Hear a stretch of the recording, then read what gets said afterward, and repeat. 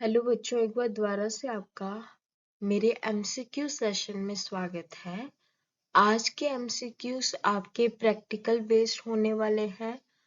जिन्होंने प्रैक्टिकल किए हुए हैं, जो कर रहे हैं, उनको ये फाइंड आउट करने में बहुत ज़्यादा आसानी होगी। तो चलिए फिर अपने एमसीक्यू शुरू करते हैं।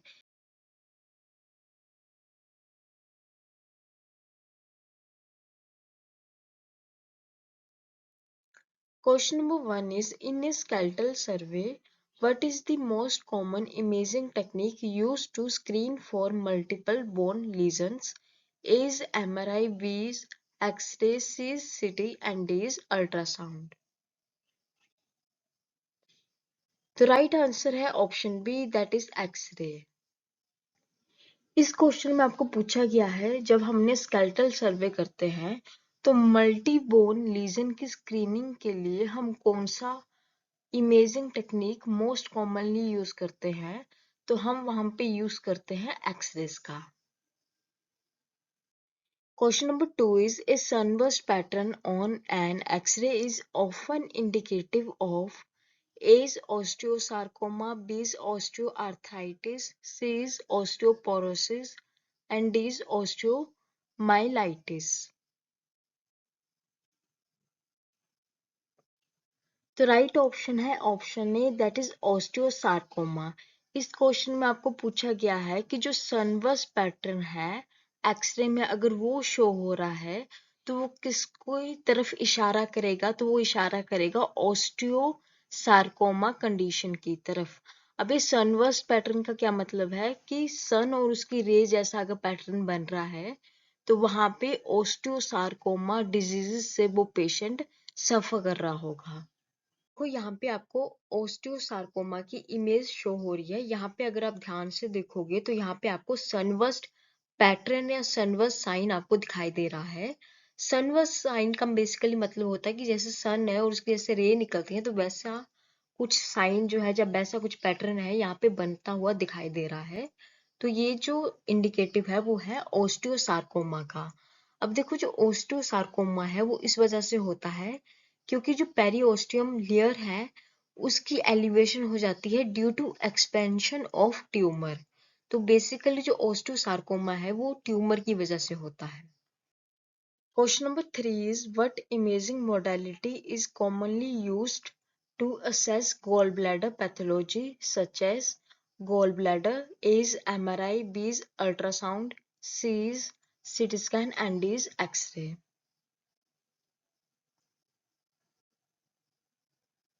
तो राइट ऑप्शन है option B, that is ultrasound. अब देखो, इस क्वेश्चन में आपको क्या पूछा गया है कि जब हमने गॉल ब्लैडर पैथोलॉजी को असेस करना होता है तो हम सबसे पहला और बोल सकते हैं मोस्ट कॉमनली जो इमेजिंग मोडालिटी का यूज करते हैं तो वो है अल्ट्रासाउंड का।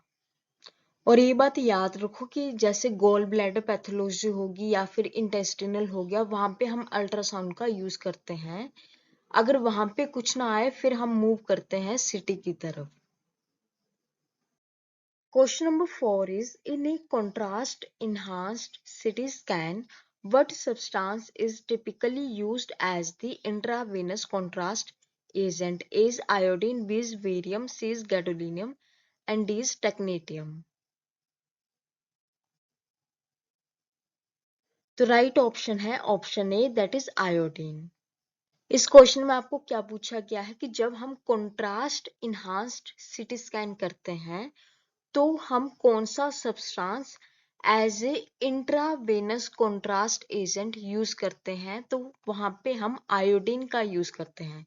याद रखना कि इंट्रावेनस कंट्रास्ट एजेंट पर हम आयोडीन का यूज करते हैं जब सीटी स्कैन हो रहा हो। और अगर मान लो कि एमआरआई की बात करें तो वहां पे गैडोलिनियम आ जाता है। और अगर मान लो कि हम ओरल स्टडी या ओरल कंट्रास्ट का यूज कर रहे हो तो वहां पे बेरियम आएगा। पर जो इंट्रावेनस है, जो कि हम सिरिंज से भर के अपने वेन्स में पेशेंट को देते हैं थ्रू कैनुला, तो वहां पे आयोडीन का हम यूज करते हैं। Question number 5 is, which imaging technique is best suited for visualizing soft tissues such as tendons and ligaments? A is X-ray, B is MRI, C is fluoroscopy and D is CT scan.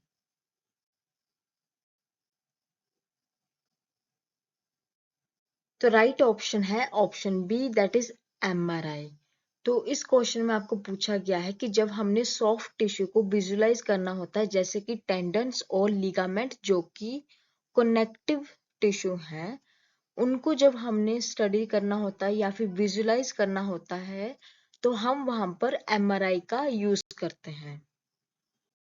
Question number 6 is a ground glass appearance on a lung CT scan is often seen in which of the following condition? A is pulmonary embolism, B is pneumonia, C is interstitial lung diseases and D is atelectasis. तो right option है option C, that is interstitial lung diseases. देखो, जब भी आपको CT scan में, lung CT scan में जब भी आपको ground glass like appearance show हो रही है, तो वहां पे जो कंडीशन होगी पेशेंट को, वो होगी इंटरस्टिशियल लंग डिजीजेस। देखो, यहाँ पे आपको HRCT की इमेज शो हो रही है, जिसमें आप लंग में देखोगे तो यहाँ पे आपको ग्राउंड ग्लास अपीयरेंस यहाँ पे शो हो रही है। तो ये यहाँ पे जो साइन है वो इंटरस्टिशियल लंग डिजीजेस का साइन है। Question number 7 is which imaging technique is commonly used to evaluate liver and biliary tract disorder? A is X-ray, B is CT scan, C is MRI and D is ultrasound.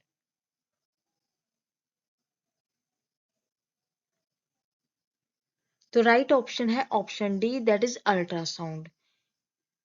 तो इस question में आपको पूछा गया है कि जब हमने लीवर की स्टडी करनी होती है और साथ में बिलियरी ट्रैक्ट की स्टडी करनी होती है, या वहां पे हमने स्टोन को देखना होता है, तो हम कौन सी इमेजिंग टेक्निक का कॉमनली यूज करते हैं? तो हम वहां पे अल्ट्रासाउंड का यूज करते हैं। और ये भी बात याद रखो कि अल्ट्रासाउंड जितने भी इंटेस्टाइन के आसपास जितने भी ऑर्गन है, जैसे लीवर हो गया, स्टमक होगी, इंटेस्टाइन हो गया, तो वहां पे हम जो अल्ट्रासाउंड है वो सबसे पहले यूज करते हैं अपनी स्टडी करने के लिए। अगर वहां से कुछ पता नहीं लग रहा है, जहाँ कुछ पता चल रहा है तो वो थोड़ा धुंधला धुंधला पता चल रहा है, तो हम मूव करते हैं फिर सिटी की तरफ। और कौन सी सिटी? कॉन्ट्रास्ट इनहांस सिटी की तरफ। Question number 8 is the Scotty dog sign on an X-ray is commonly used to assess A. Spinal stenosis, B. is Spondylolithiasis, C. is herniated disc and D. is osteoporosis.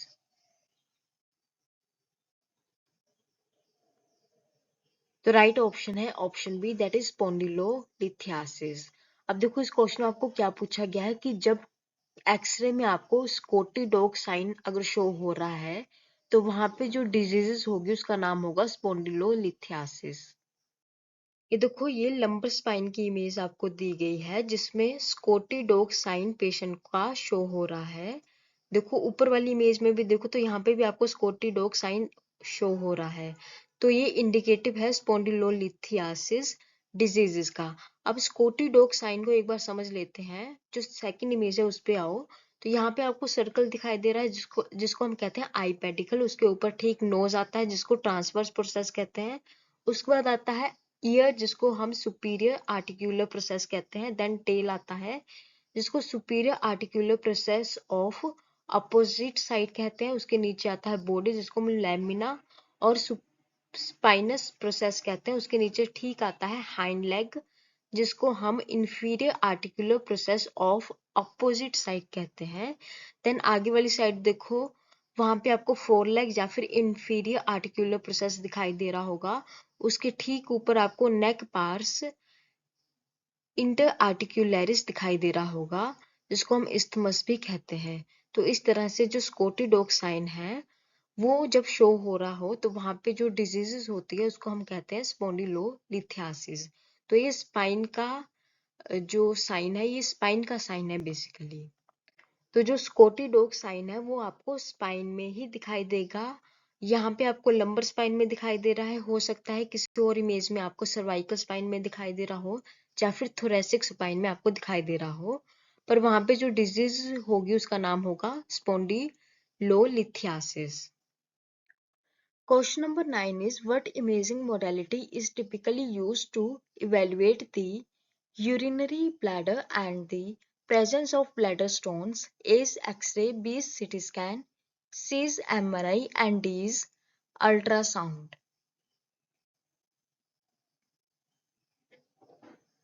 Right option है option D that is ultrasound. इस question में आपको पूछा गया है कि urinary bladder और bladder stones की स्टडी के लिए हम कौन सी इमेजिंग मोडालिटी का यूज करते हैं, तो हम यूज करते हैं वहां पे अल्ट्रासाउंड का। Question number 10 is in a contrast study of the gastrointestinal tract, what substance is commonly used as the oral contrast agent? A is iodine, B is barium, C is gadolinium and D is technetium. तो right option है option B that is barium. देखो इस question में आपको क्या पूछा गया है, इस क्वेश्चन में आपको पूछा गया है कि जब हम कंट्रास्ट स्टडी करते हैं गैस्ट्रो इंटेस्टिनल ट्रैक्ट की, तो कौन सा सब्सटेंस हम as a oral contrast agent use करते हैं। क्या करते हैं हम, बेरियम का as a oral contrast agent. Question number 11 is most sensitive test for metastatic deposit is A is isotope scan, B is CT scan, C is skeletal survey and D is tomography.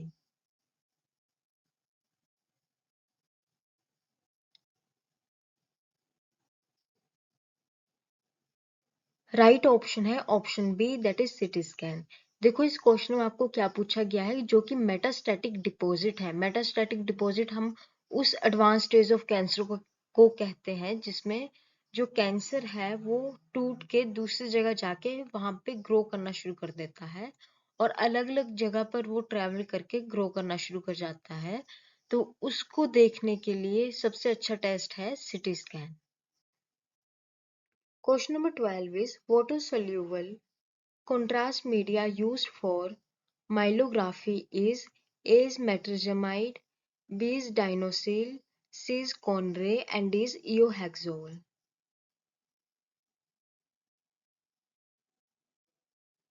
तो right option है option A that is मेट्रिजमाइड। अब देखो इस question में आपको क्या पूछा गया है, जब हम माइलोग्राफी स्कैन करते हैं तो उसमें हम कौन सा कंट्रास्ट मीडिया यूज करते हैं जो कि वाटर सोल्यूबल भी है, तो वहां पे हम यूज करते हैं मेट्रिजमाइड का।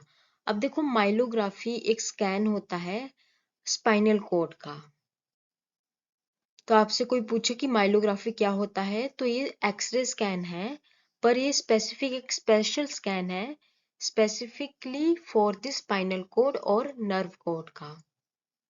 Question number 13 is osteosclerotic bone secondaries are seen in A is carcinoma thyroid, B is carcinoma prostate, C is carcinoma stomach and D is carcinoma lung.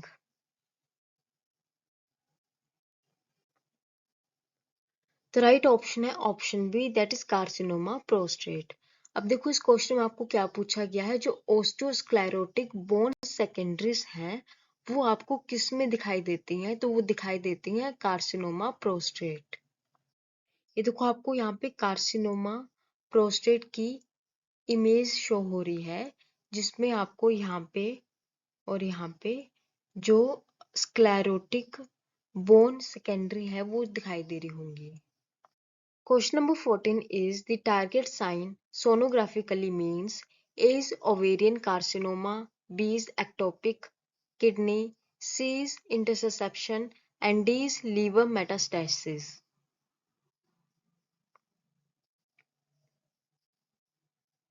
तो राइट ऑप्शन है option C that is interception. अब देखो इस question में आपको क्या पूछा गया है, सोनोग्राफिकली का मतलब होता है अल्ट्रासाउंड। तो जो टारगेट साइन अगर सोनोग्राफिक मतलब अल्ट्रासाउंड में अगर दिखाई दे रहा है तो उसका क्या मतलब है कि उस पेशेंट को इंटरसेप्शन डिजीजेस हो रखी है। ये तो कोई सोनोग्राफी इमेज है इंटरसेप्शन की। यहाँ पे जो आपको दिखाई दे रहा है ये है टारगेट साइन या फिर डोनट या फिर बुल्स आई साइन। ये तीनों ही इंटरसेप्शन की तरफ इंडिकेट करते हैं। तो देखो इस तरह से अगर ये डोनट शेप का जो साइन है जिसको हम टारगेट साइन भी कहते हैं, अगर ये शो हो रहा है तो जो पेशेंट है वहां पर वो इंटरसेप्शन से सफर कर रहा होगा। अब देखो इंटरसेप्शन का मतलब समझते हैं। इंटरसेप्शन का मतलब होता है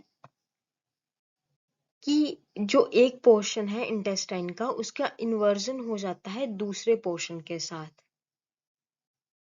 Question number 15 is sentinel loop appearance on X-ray is seen.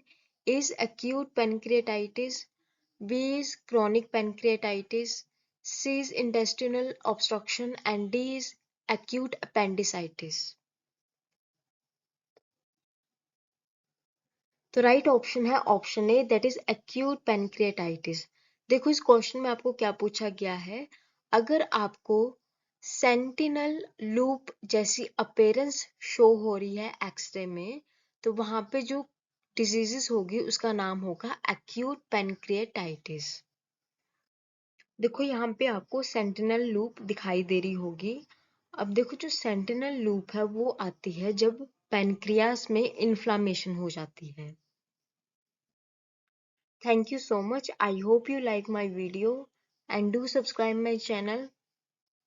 Good luck for your exam.